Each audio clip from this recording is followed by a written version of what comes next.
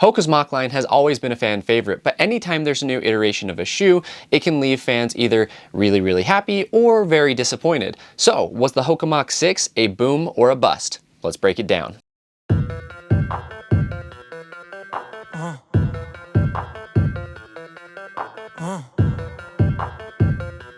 What's up everybody, I'm Eric McIntyre, aka Rad Dad Bod, and you are here at Rad Dad Bod TV, where we review running shoes. If it's your first time here, I hope you enjoyed this review. You can see down in the description that there are time markers, so if you're looking to find out something specific about the Hoka Mach 6, feel free to jump around. But I surely appreciate it if you do so, if you go back, eventually watch the full video, and even leave a like or a comment to just let me know what you enjoyed or what you'd like to see a little bit more of. Now, before we dive into any details of the shoe, let's just get some disclaimers out of the way. And actually, there are none on this video because I did buy this shoe with my own money. The only disclaimer I will say actually is that I did get a discount through my local running store, Utah Run, because I do TikTok content for them.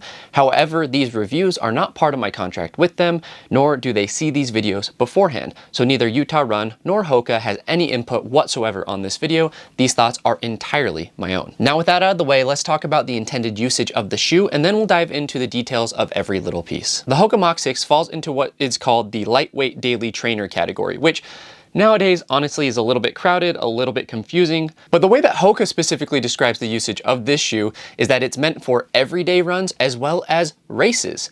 So really, they look at this shoe as a versatile option where you could run daily in it, where you could, go easy, you could go long, you can go fast, you can go slow, and you can even race in this shoe. Now, the price point of the shoe comes in at $140, which is pretty typical for this lightweight daily trainer category, and honestly, in my opinion, is a steal for a shoe that can do a little bit of everything, and we'll get into it, but I believe can do a little bit of everything pretty freaking well. One thing I will say on the usage itself, as far as how I use the shoe, I really enjoyed the shoe. I took it on slower runs, on faster runs, on tempo runs, on speed workouts, and even some long-ish runs.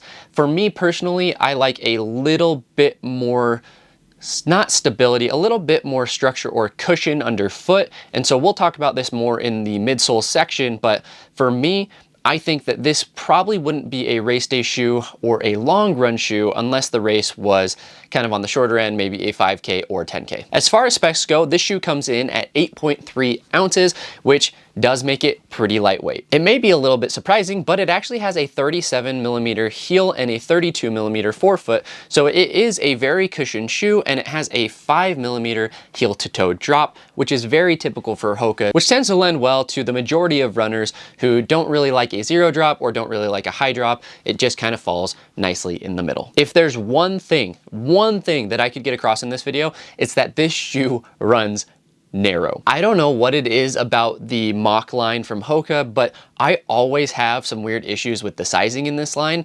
That's not a knock on the shoes themselves because they actually perform very well, but it's a shoe that I always go in store to try on to make sure I find my right fit, and I did that with these as well. So I actually sized up to a size 11 from my typical 10.5. Now, you could also go the route of going with a wide version of the shoe, which it does come in wide. I wanted to get the shoe on foot as soon as possible, so I just opted to go a half size up because I actually did find that the shoe measured just a little tiny bit short as well. Not enough that I would normally half size up, but the narrow fit combined with what I felt was a little bit short of a shoe kind of led me to just saying, let's just go with the 11. The heel itself has good lockdown. It fits well. It's kind of a standard fit there in the heel. The midfoot is where I feel is the most narrow, and the toe box is kind of standard to narrow. But again, overall, I sized a half size up to a size 11 from my normal 10.5. I'm glad I did so, and I do think that even the 11 felt a little bit snug, but not so snug that it was uncomfortable. Speaking of the upper, it is made from a Creel jacquard mesh or knit. It may be a little bit tough to see here on camera, but it kind of has these multiple layers where you have this kind of knit or this meshy material up top, and then you have a second layer underneath. And these materials act together really, really well to create some actual breathability while still giving the upper some good structure. I found the upper as a whole to be very, very comfortable, very breathable, as I already said, but there's some cushion in the shoe, but they are concerned about the weight. And so they cut down where they could while still giving you just some really, really solid lockdown, some nice cushion in the heel, and a slight cushion strategic areas in the tongue. But as you can see, the tongue is primarily mesh and is pretty thin. And then they did do a gusseted tongue, which is really, really nice. I always like a gusseted tongue. I feel like it gives you a little bit more lockdown security in the midfoot, as well as keeps that tongue in place instead of having it slide kind of all over. From a durability and a protection standpoint, I don't see any noticeable wear or anything on the upper. Obviously, I would not wear these, or I would not expect these to really protect my feet on trails, because that's not really what they're for. But for the most part, I have no complaints on that end with the upper. Again, lastly, with the lockdown, even doing a half size up, I did not need to do a runner's knot on the heel or with that extra eyelet there. So there was no heel slippage really, even again, being a half size up. The midfoot lockdown was spot on. It just is a snugger fitting shoe overall, and it's kind of intended to be that way as that lightweight option that you can also race in. It's kind of like an extension of your foot. All right, let's break down that midsole. Hoka found something with this one on the midsole.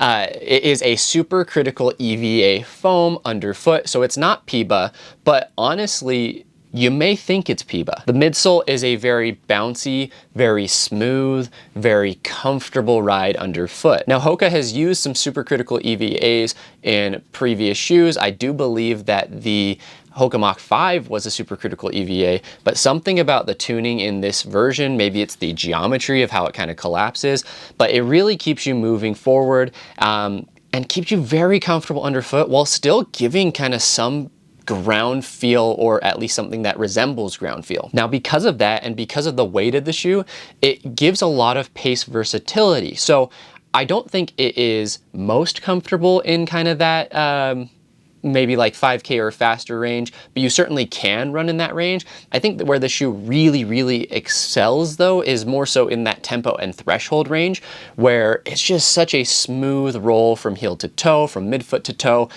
Just a very, very comfortable ride underfoot. The foam itself has some squish if you're kind of pushing it on it here, but it's not so squishy that you feel like you're losing structure and it's creating instability underfoot. While definitely not a stability shoe, the shoe does a good job of keeping you supported, and I don't feel like I'm going to roll over in the shoe at any point. Moving on to the outsole, and I'll just kind of jump back maybe to the midsole because I think that there's a combination here that just works. Hoka put an actual Durabrasion rubber outsole on the Mach 6, when in past Mach models, they didn't have an actual rubber outsole so much as just a rubberized EVA. Part of the magic of the midsole actually might be the fact that there is a little firmer structure underfoot, kind of how a carbon plate gives structure and snap to a supercritical foam or a PIBA-based foam. The outsole maybe gives it enough structure to where you're getting that squish and then that pop or that responsiveness. And so it's a welcome addition, and I'm glad to see it on the Mach 6. From a traction standpoint, I think that the shoe is good, maybe not great. Again, you're not going to take these necessarily on any technical trail, so you don't have to worry too much. But the traction itself does pretty good on kind of slicker or wetter surfaces. And so overall, I like what they've done here. The other thing to consider is just the durability of the outsole itself. It's a huge level up from previous Mach models because the rubberized EVA tends to really, really get ground down really quick. So I actually believe that adding an outsole to the Mach 6 is going to allow you to take these for more miles and have your shoes last a little bit longer, which was maybe a knock on previous Mach lines and some Hoka models. Now, who is this shoe for? I think this shoe works for everybody in some capacity. If you're someone like me who runs in a lot of shoes, then you're probably going to be using this primarily as a daily trainer, maybe for tempo sessions, threshold sessions, if you're not wanting to use something with a plate, whether that be carbon fiber or nylon. If you're new to running though, and you're looking for kind of one shoe that does a little bit of everything, I think the Mach 6 is kind of the perfect option.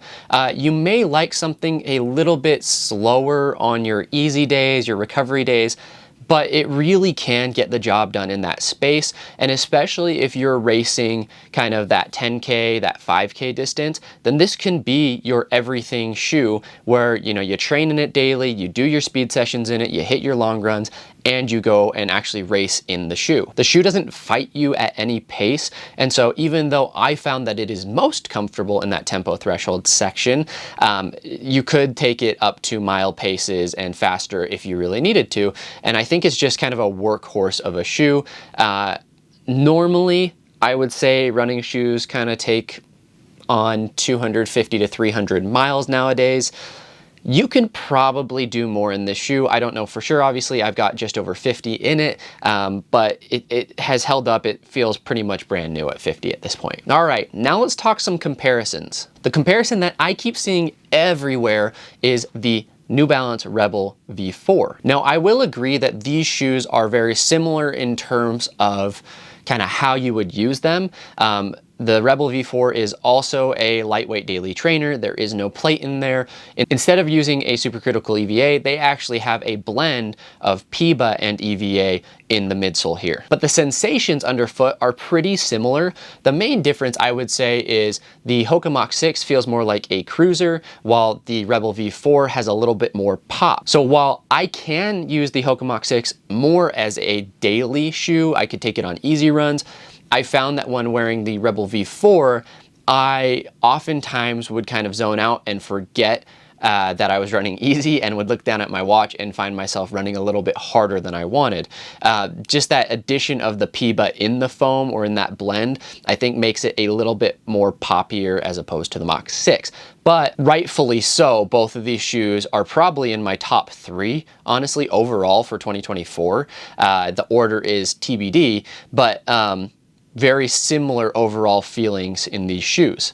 Now, another thing to consider if you're looking at both of these, the Rebel V4 runs wide and short. Not enough for me to half size up because it fits a little bit wide.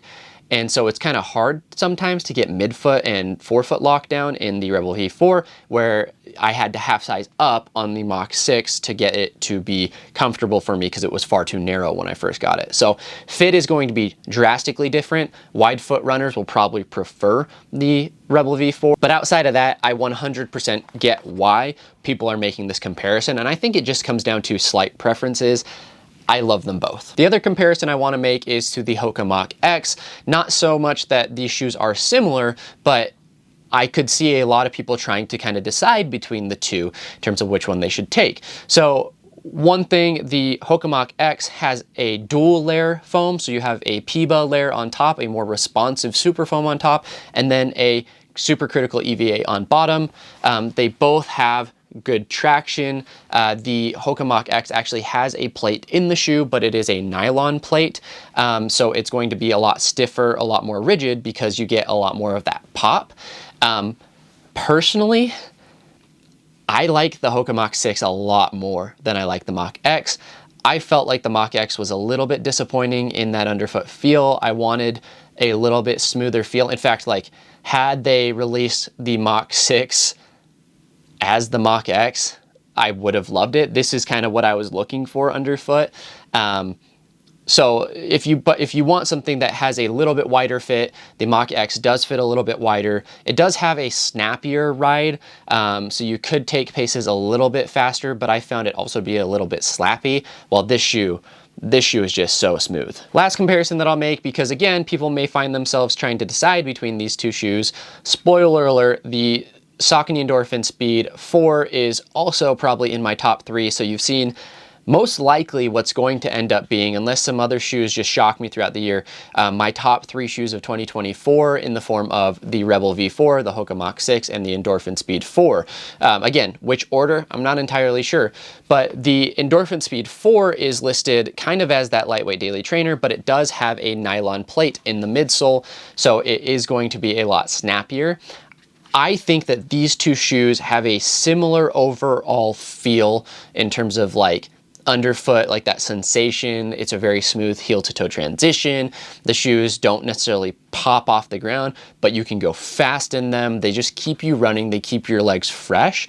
So I really like the idea of maybe the Mach 6 being your daily shoe, while the Endorphin Speed 4 ends up being kind of your speed work shoe, especially if you're not wanting to use an actual carbon fiber plated shoe. And then you can go and race in like the Endorphin Pro 4 or the Endorphin Elite, which again, I think that the setups end up feeling similar, even though this is a 5mm drop and this is an 8mm drop, I believe. So there you go. That's the Hoka Mach 6. Just some final thoughts on the shoe overall. While the fit needed a little bit of work, when you do find the size that works for you, this shoe is really kind of magic underfoot. You can do a little bit of everything. You've got the rubber outsole now that's going to give you a little more durability, a little bit more protection. You can take this shoe on easy runs, recovery runs, tempo workouts, speed workouts, long runs, whatever you really want to do in it. And at the $140 price point, in my mind, that is a steal. So if you're looking for a shoe that does it all, I would highly recommend the Hoka Mach 6. One thing I will say though, again, just want to reiterate this, it runs narrow. So if you are looking at getting the Hoka Mach 6, even having experience with the Hoka Mach 5, I highly recommend that you go into a local running store or retailer where you can try the shoe on to find the fit for you. Now, if you're still here, I sure appreciate you sticking around till the end of the video.